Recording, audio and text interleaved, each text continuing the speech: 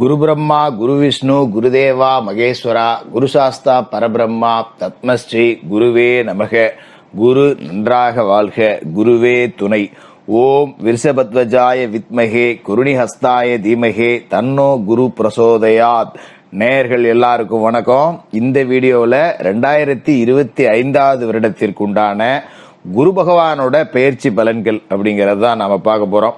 அதுக்கு முன்னாடி இடப்பக்கத்தில் கொடியை வைத்திருக்கும் குரு பகவானே, எப்போதும் எங்கள் நேயர்களின் வாழ்வில் அருள்மலை புலிவாய் பிரகஸ்பதியே, எங்கள் வாழ்வில் உள்ள தீமைகளை அகற்றி நன்மைகளை அளித்திட வேண்டுகிறேன் குரு பகவானே அப்படின்னு வேண்டிக்கிட்டு, இப்ப குரு பகவானோட பெயர்ச்சி அப்படிங்கிறது ரொம்ப முக்கியமான ஒண்ணு. அதுதான் நம்ம பார்க்க போறோம். நவ கிரகங்களிலே முழு சுப கிரகமா இருக்கக்கூடிய குரு பகவான் 2025 வருடம் மே மாசம் 14ஆம் தேதி, தமிழுக்கு விசுவாவசு வருடம் சித்திர மாசம் 31ஆம் தேதி புதன்கிழமை ரிஷபராசியிலிருந்து மிதுன ராசிக்கு பயிற்சி ஆகிறார். புதனோட சொந்த வீட்டுக்கு புதன்கிழமையே குரு பகவான் போறாரு. அங்கே இருந்துட்டு தன்னோட 5ஆம் பார்வையால துலா ராசியை பார்ப்பார், 7ஆம் பார்வையால தனுசு ராசியை பார்ப்பார், 9ஆம் பார்வையால கும்பராசியை பார்ப்பார். இந்த குரு பகவானோட பயிற்சி காலகட்டத்தில் என்னென்ன நன்மைகள் நடக்க போகுது அப்படிங்கறத நாம பார்க்க போறோம். அதோட 2025 அக்டோபர் 18ஆம் தேதி குரு பகவான் அதிசாரமா கடகராசிக்கு போயிடுவாரு. நவம்பர் 11ஆம் தேதி மறுபடியும் மிதுன ராசிக்கு வருவார். இந்த குரு பகவானோட பயிற்சி காலகட்டம், இந்த அதிசார காலகட்டம், இது எல்லாம் சேர்ந்து உங்களோட ராசிக்கு என்ன நடக்க போகுது அப்படிங்கறத ரொம்ப துல்லியமா கணிச்சு உங்களுக்கு கொடுக்கறேன். சிம்மராசி நேயர்களே, உங்களுக்கு இந்த குரு பகவானோட பயிற்சி எப்படி இருக்கு அப்படின்னு பாத்தீங்கன்னா, பொதுவாகவே கடவுள் ஒரு கதவை அடைச்சா இன்னொரு கதவை திறப்பார் அப்படின்னு சொல்லுவோம் இல்லையா? அந்த மாதிரி தான் இந்த குரு பயிற்சி அப்படிங்கிறது உங்களுக்கு வந்திருக்கு.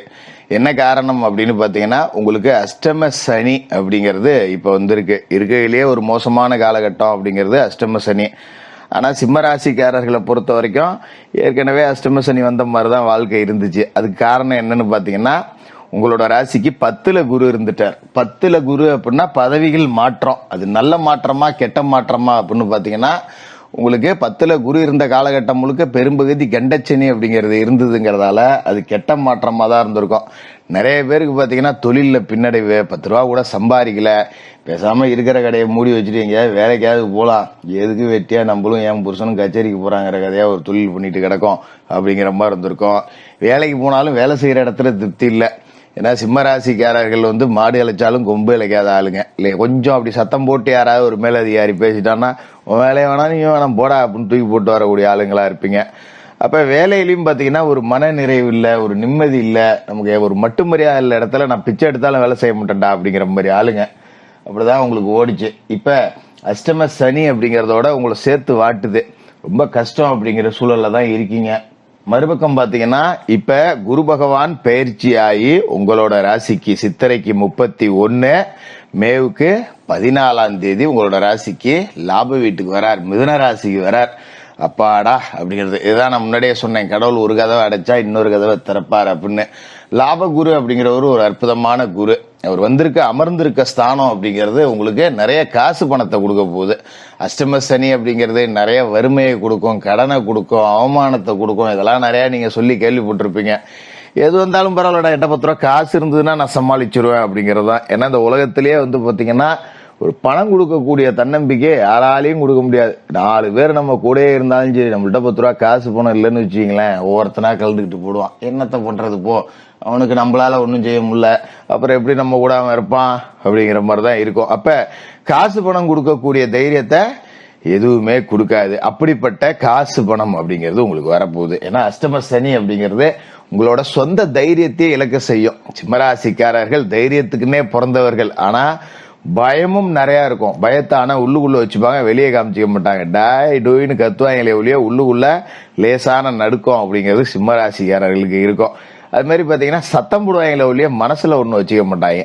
ஒருத்தன் திட்டிப்டா கூட தனியா போய் வருத்தப்படுவாங்க. ஆனா அவன்கிட்ட போய் மன்னிப்பு கேட்கறது கௌரவம் அவங்களுக்கு தடுக்கும். இனிமே பண்ணிருக்க கூடாது இல்ல அப்படின்னு. அப்புறம் ஒரு 2 நாள் கழிச்சு அப்படியே ஜாடையா பேசல, வாடாங்க ரொம்ப பெருசா கத்திவிட்டேன்னு அப்படிங்கிற மாதிரி ஆளுங்க. அப்படிப்பட்ட நல்ல மனசு கொண்ட உங்களுக்கு லாப வீட்டுக்கு குரு வர்றதால இதுக்கு மேல முடங்கி கிடந்த தொழில் நல்ல முன்னுக்கு வரும். ஒரு அற்புதமான வளர்ச்சி அப்படிங்கறத அடையும். 10 ரூபா காசு பணம் சம்பாதிக்கலாம். மாசம் 10 ரூபா சம்பாதிச்சவங்க 5 ரூபா சம்பாதிக்கலாம். 50 ரூபா சம்பாதிச்சவங்க 75 ரூபா சம்பாதிக்கலாங்கிற அடிப்படையில தொழில் அப்படிங்கிறது ஒரு 1.5 மடங்கு லாபத்தை சம்பாரிச்சு கொடுக்க போகுது. அது மாதிரியே வேலை இல்லாதவர்களுக்கு வேலை கிடைக்கும். படிச்சு முடிச்சுட்டு வேலை செய்யறேன், ஒன்னும் வேலை சரியா அமைய மாட்டேங்குது, எங்கெங்கயோ ஏறி இறங்குறேன், நானும் ரெஸ்யூம் அடிச்சேன், என் காசு பாதி போச்சு, எத்தனையோ கம்பெனிக்கு ஏறி இறங்கிட்டேன் அப்படிங்கிறவங்களுக்குலாம் நல்ல வேலை அப்படிங்கிறது படிப்புக்கு தக்கன அமையும். இது மாதிரி சில பேர் பிடிக்காத வேலையை செஞ்சுட்டு இருப்பாங்க, அவங்களுக்கு கூட பிடிச்ச வேலை அப்படிங்கிறது கிடைக்கும். அது மாதிரி பணியிட சூழல் அப்படிங்கிறது நல்லா இருக்கும். இதுதான் சிம்மராசிக்காரர்களை பொறுத்த வரைக்கும் முக்கியம்.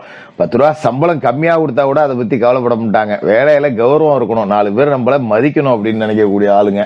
அப்படிப்பட்ட கௌரவத்தோட கூடிய வேலை அப்படிங்கிறது உங்களுக்கு கிடைக்கும். நல்ல மேலதிகாரிகள் அமைவாங்க, நல்ல சக ஊழியர்கள் அமைவாங்க, வீட்டுக்கு பக்கத்திலேயே ஒரு அலைச்சல் இல்லாத அளவுக்கு வேலை கிடைக்கும், நல்ல உத்தியோகம் அப்படிங்கிறதாவும் இருக்கும். அதனால நீங்க கவலைப்பட தேவையில்லை. அது மாதிரி மாணவர்களுக்கும் பாத்தீங்கன்னா படிச்சு முடிச்ச உடனே அடுத்து என்ன செய்யணும் அப்படிங்கறதுல ஒரு தெளிவா இருப்பீங்க. 10வது முடிச்சுன்னா 11வது இந்த கோர்ஸ் எடுக்கணும், இந்த பள்ளிக்கூடத்துல போய் படிக்கணும், 12வது முடிச்சிட்டோம்னா இந்த காலேஜில் படிக்கணும், இந்த கோர்ஸ் படிக்கணும் அப்படிங்கறதுல அடுத்து என்ன அப்படிங்கறதுல ரொம்ப தெளிவாவே இருப்பீங்க. நல்ல கல்வி முன்னேற்றம் அப்படிங்கறதும் நல்லா இருக்கும். நீங்க கவலைப்பட வேண்டியதில்லை. நீங்க விரும்பிய கல்லூரிகள்ல சேர்க்கை அப்படிங்கறதும் கிடைக்கும். மாதிரி படித்து முடித்த மாணவர்கள் பலர் கேம்பஸ் இன்டர்வியூல வேலைக்கு போகக்கூடிய அமைப்பு அப்படிங்கறதும் கூட இருக்கு. அதனால இந்த அஷ்டம சனி அப்படிங்கறதே இந்த ஒரு வருஷத்துக்கு உங்களுக்கு தெரியாது, பரவாயில்ல. அஷ்டம சனி பாடாப்படுத்தும்பாங்க. அஷ்டம சனி ஒரு 90% கெடுதலை கொடுக்குதுன்னா ஒரு 70% கெடுதலை இந்த குரு பகவானோட அமைப்பு அப்படிங்கறது தடுத்துரும். ரொம்ப சந்தோஷம் தான், உங்களுக்கு பயப்பட வேண்டியது இல்லை. அதோட குரு பகவானோட பார்வை அப்படிங்கிறதுக்கு அற்புதமான பலன்கள் அப்படிங்கிறது இருக்கு. அந்த வகையில குரு பகவான் உங்களோட ராசிக்கு 3, 5, 7 இந்த இடத்தெல்லாம் பார்க்க போறார். இந்த இடங்கள் எல்லாமே புனிதமடையுது. அப்ப 3வது வீடு அப்படிங்கிறது இளைய சகோதர ஸ்தானம். இளைய சகோதரர்களால நன்மை, அதே மாதிரி உங்களால இளைய சகோதரர்களுக்கு நன்மை. அது மாதிரி பூர்வீக சொத்தை பாகம் பிரிச்சுக்கலாம். அண்ணன் தம்பிகளுக்குள்ள சண்டை சச்சரவு இல்லாம பங்காளிகளுக்குள்ள நல்லபடியா பாகம் பிரிச்சுக்கலாம். ஏதோ ஒரு பாகத்தை உங்க பாகத்தை வச்சு நீங்க பொழைச்சிக்கலாம். இந்த அப்பாவன் சொத்தை உனக்கு கொடுத்துட்டேன் அப்படிங்கிற ரீதியில நீங்க பாட்டுக்கா பொழப்பாக்கலாம். மறுபக்கம் பாத்தீங்கன்னா உங்களுக்கு கண் சார்ந்த பிரச்சனை ஏதா இருந்ததுன்னா, கண்ணுல ஒரு புற விழுந்துருச்சு, கண்ணாடி போடுற மாதிரி இருக்கு, கண்ணு சரியா தூர பார்வை கிட்ட பார்வை இந்த மாதிரிலாம் இருந்ததுன்னா அதெல்லாம் பெரிய ஒரு அறுவை சிகிச்சை அளவுக்கு இல்லாம சாதாரணமா குணமடையக்கூடிய நேரம் அப்படிங்கிறதும் இருக்கு. கவலைப்பட வேண்டியது இல்லை. இது மாதிரி 5ஆம் இடத்துலயும் குரு பார்வை இல்ல இருக்கு அப்படிங்கும் போது புத்திரபாக்கியம் இல்லாதவர்களுக்கு புத்திரபாக்கியம் அப்படிங்கிறது கிடைக்கும். பிள்ளைகளுக்கு திருமணம் நடக்கும், பிள்ளைகளோட கல்வி நல்லா இருக்கும். பிள்ளைகளுக்காக நீங்க ஏதாவது சேர்த்து வைக்கணும்னு நினைச்சீங்கன்னா அது எல்லாத்தையுமே நல்லபடியா செஞ்சு முடிப்பீங்க. இப்படி நிறைய நன்மைகள் அப்படிங்கிறது பிள்ளைகளை நினைச்சு பெருமைப்படக்கூடிய அளவுக்கு இருக்கும். அவங்களும் பாத்தீங்கன்னா நல்லா படிச்சு மார்க் வாங்கிட்டு வருவாங்க, ஒரு விளையாட்டு போட்டியில ஜெயிச்சுட்டு வரேன்னு சொல்றது, ஒரு நல்ல வேலைக்கு போறது, பொறுப்பா நடந்துக்கிறது, 4 பேரு இந்த பாடுறா அவன் புள்ளெல்லாம் எவ்வளவு நல்ல பிள்ளையா இருக்கு அப்படின்னு பேசுறது உங்க காதுக்கு குளுமையா இருக்கும். அந்த அளவுக்கு பிள்ளைங்க ரொம்ப நல்லபடியா நடந்துப்பாங்க. 7ஆம் இடத்துல குரு பார்வை விழுது. இதுதான் ரொம்ப அற்புதம். ஏன்னா குரு பகவானோட பயிற்சி நடந்து அடுத்த 4 நாள்ல ராகு கேது பயிற்சி நடக்குது. உங்களோட ஜென்ம ராசியில கேதுவும் களத்திரத்துல ராகுவும் வராங்க. நீங்க சர்ப்பதோஷ பிடியில ஆட்பட போறீங்க. 7ஆம் இடத்துல ராகு வராரு அப்படின்னா மோசமான ராகு அது. கணவன் மனைவியை கூட பிரிச்சு டைவர்ஸ் வரைக்கும் கொண்டு போடுவாரு. ஆனா நல்ல வேலையா அந்த இடத்துல குரு பார்வை விழுந்து ராகு புனிதப்பட்டு போறார். அப்ப 7ஆம் இடத்திற்கு உண்டான ஆதிபந்தம்ங்கிறது குரு பார்வையோட சேர்ந்து ராகுவும் நன்மைகள் அப்படிங்கறத செய்ய தொடங்குறாரு. அந்த வகையில கூட்டு தொழில் சிறக்கும், நண்பர்கள் உதவியா இருப்பாங்க. மாதிரி கணவன் மனைவிக்குள்ள பெரிய அளவுல சண்டை சச்சரவு இல்லாம ஏதோ ஊடலும் கூடலும் அப்படிங்கிற மாதிரி ஓடி போவோம். பெரிய பாதிப்புகள் இல்லாம இந்த அஷ்டம சனியிலிருந்து காப்பாற்றக்கூடிய ஒரு அற்புதமான குரு பயிற்சியா இந்த குரு பயிற்சி இருக்கும். இருந்தாலும் சனிக்கிழமையில சனி பகவானுக்கு எள்ளு விளக்கு போடுங்க. மாற்றுத்திறனாளிகளுக்கு உங்களால முடிஞ்ச உதவிகள் செய்யுங்க. குரு பகவான் உங்களுக்கு நிறைய நற்பலன்களை கொடுப்பாரு. சிம்மராசிக்காரர்களுக்கு வாழ்த்துக்கள்.